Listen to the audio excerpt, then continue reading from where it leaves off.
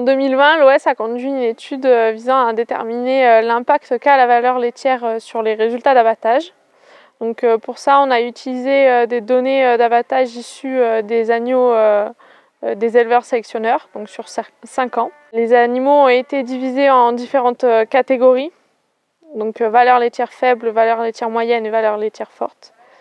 Et donc ça a conduit à montrer que les agneaux issus de brebis valeur laitière forte avaient des meilleurs résultats d'abattage, c'est-à-dire des durées d'engraissement plus courtes. Pour les préalpes, par exemple, c'est une durée d'engraissement réduite de 8 jours et des poids d'abattage plus importants. Donc on a un gain de 800 grammes entre un agneau issu de valeur laitière forte et de valeur laitière faible. Les agneaux sont également mieux conformés, donc il y a plus de conformation R que pour d'autres valeurs laitières. Donc on a un gain de 10 € par exemple pour les préalpes entre un agneau issu de valeur laitière forte et un agneau issu de valeur laitière faible.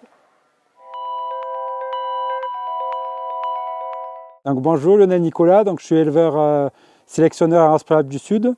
Donc, le troupeau est inscrit à l'OS Préalpes du Sud depuis 1988, car mon père, j'ai repris l'exploitation familiale de mon père. Donc j'ai voulu suivre le tracé de mon père en continuant la sélection, car c'est quelque chose qui me plaisait depuis tout le temps. Donc, et de plus, je me suis aperçu que avec le travail de sélection, le potentiel génétique du troupeau avait nettement amélioré, que ce soit en proïficité ou en valeur laitière. Maintenant, on s'aperçoit que des brebis qui font des agneaux doubles peuvent les élever à peu près au même rythme que des agneaux simples. La croissance des agneaux a nettement évolué aussi, depuis le début qu'on sélectionne, quoi.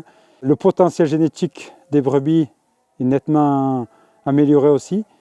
Donc, grâce à la sélection, maintenant on peut s'appuyer sur des chiffres, des données qui nous permettent de pouvoir trier nos agnelles en fonction d'une valeur laitière et d'une prolificité, ce qui nous permet de garder toujours le meilleur de l'élevage et de pouvoir le diffuser dans d'autres élevages de la même race.